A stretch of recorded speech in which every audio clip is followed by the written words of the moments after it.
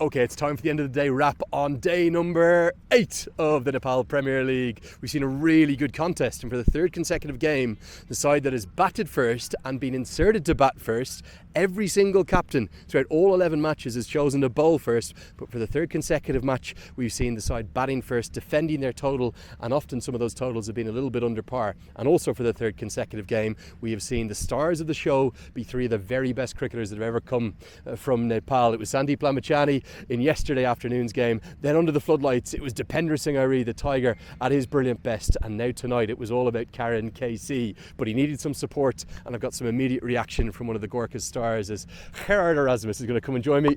Gerhard, how are you, my old friend? Good to see you. Enjoying Nepal? Very much so. It's nice and cool here. So really enjoying the cricket.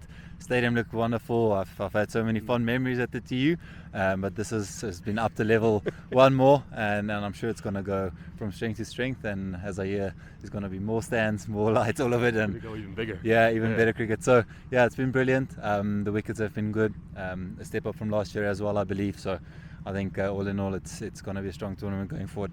Yeah, it's a ground that this man knows really well. 2022 tour, 2023, 2024. You've had great success here. You've had some tough games too, but the one thing that's always consistent, the fans. Let me ask you about those guys before I ask you about today. That's what makes cricket here in Nepal, really. Yeah, most definitely. And in general, in cricket, that's who you play for. You want to entertain people and I guess inspire the younger ones and leave people with memories, and this is what this tournament does. I think for the internationals to come out here, they each and every new international always they're so surprised by the level of excitement and passion there is for the cricket, and generally how well people know cricket, and that's really special. And if you've traveled around the world and you come to a place like this, it really reinvigorates your energy for cricket again. It is a special place. That's why we love it so much. A great global ambassador for the game here. Okay, tonight's game, did you feel as though you had enough before that Karan KC blitz, or was it the skipper that just changed the match? Yeah, I guess it's tough to know what is enough on this ground, since it is quite small, and there are, I almost want to say sixes at play, as we saw Karan hit that back end of our innings. But the guys have come and stuck a little bit in the middle period where spinners are heavily operating. So I think if you can have a good power play, it's quite difficult to chase the 130s, 140s on this ground. We were actually going to bat first, I think, today. So all in all, it's exciting to see the dynamics of the tournament also changing as the tournament goes on, and that'll test the teams and their balances. KC, 31 off the over, breaking Jimmy Neesham's record of 26 from last season. What is it that makes him so special? Well, he keeps it really simple. I think that's what's been what I've been trying to get into our boys this last 2-3 days, is that cricket is generally actually pretty simple. You just got to find your best shots and your best balls, and you got to bowl them, you got to bat with them, and that's what he does. He stands really strong, and he can really hit the ball hard, and I'm so glad that he came off last year for us in one game as well, and this was sort of reminiscent of that. I know the kind of guy you are. You always talk about the team, the way you lead Namibia. It always leaves me awestruck. You're such a great leader, and it's the same here for the Gorkhas. But I need to ask you about your own bowling. It's really come on and on. That setup to Rohit Paudel, I saw the celebration for the LBW. One of the kind of favourite moments you've ever had when bowling? Brilliant. Yeah, I felt like I've been struggling a little bit with the ball, just that bit of inconsistency, I guess, not bowling too many overs over the last 2 months. I struggled a little bit in the first 2 games, and there's also that iffy ball that crept in tonight. So I really enjoyed getting one of the better players in the tournament out, and I felt like I expressed my skills a little bit better in that over. So I guess that's where the passion came from a little bit. And I mean, obviously we've had so many battles in the Nepal and Namibian clashes, captain to captain, so obviously it means a lot, but purely because he's such a good player, and purely for the team, we needed that win today after going two losses in a row. So I think we asked the boys to bring that Gurkhali spirit today, and they did take their kukri out and fought hard. Final question, just purely because I saw you chatting to the two guys. It's great to have other Namibian players here. Lofty Eaton, who's having a good tournament himself, JJ Smith and Ruben Trumpelmann. They're great friends of yours. A little bit of bragging rights by taking this win tonight?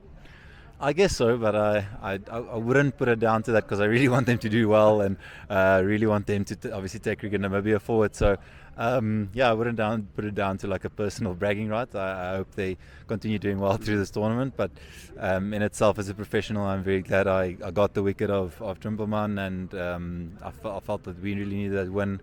I really needed a performance, so I came with a little bit more passion tonight, and it's kind of probably the way I play and the way I need to always play if I want to be at my best. Final bit of news for you. I don't know if you know, right now on Star Sports, the groups are officially being announced for that T20 World Cup. Get in there and find out who you've got, definitely, which venues you're going to. Enjoy it. Thank you.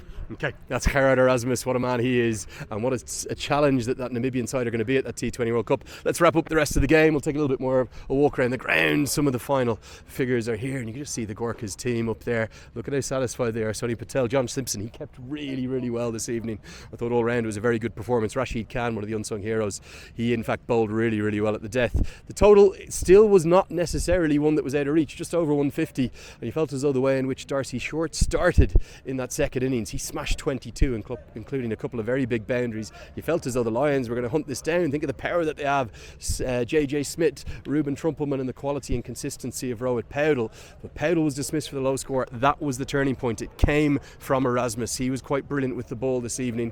Got a few runs, but it was all about Karan KC's 19th over. There's a reason he's so loved across this country. The Valentine's Day boy, the Valentine's Day man. He's done it again. This time, not in the blue and red of Nepal, but in that aquamarine, or that teal, the new colour for the Gorkhas. They needed that victory. I'll tell you something, because they'd lost 2 consecutively. If it was 3 on the bounce, they were in real trouble for the playoffs. That's now the fate that is staring in the Lions' way, because the Lions, they've lost 2 on the bounce, and Rohit Paudel's men, bottom of the table last year, they need to get winning and finding a way into that top 4. Really, really memorable evening. I thought Tilak Raj Bandari was a little high point for some of the local players, and Santosh Yadav's innings should not be forgotten within the course of the day. I think it was 26 he made in very quick time, including a couple of very impressive sixes, and a special word too on the losing side for Sher Malla. He continues to bowl well. Another 2 wickets for him, and he also hit 3 consecutive sixes at the end to keep the game alive. But 150 odd was always going to be too many by the time those early wickets had fallen. Final question I wish I'd asked Gerhard Erasmus, but I've forgotten. That catch he took of Gulbadeen Naib was a critical moment. 11 he got to off just 5 balls, looked for another big one, and it was right into these floodlight pylons. If you can see the glare, because of the brightness of them, that 3400 lux that I've talked about a few times, he actually lost it momentarily, readjusted. I thought it was a really good replay, the way in which he just, through sheer will, managed to find the ball at the last second and hold on with the diving catch. Also saw an incredible catch from Sher Malla. So that's going to wrap it up for day number 8. We've got more action tomorrow. Just the one game, the Kings. Can they stay unbeaten, or will it be the Chipman Rhinos and Kushal Malla who will inflict the first defeat on them? It should be a cracker. Join us live from 3:45 p.m. local time, and the first ball will get going at 4 o'clock. And I did give you a bit of misinformation the other day. Tickets are available on that Calty app, where you can come and buy them in cash. So come along, experience this Nepal Premier League in person. We'd love to see you, and we'll see you again tomorrow.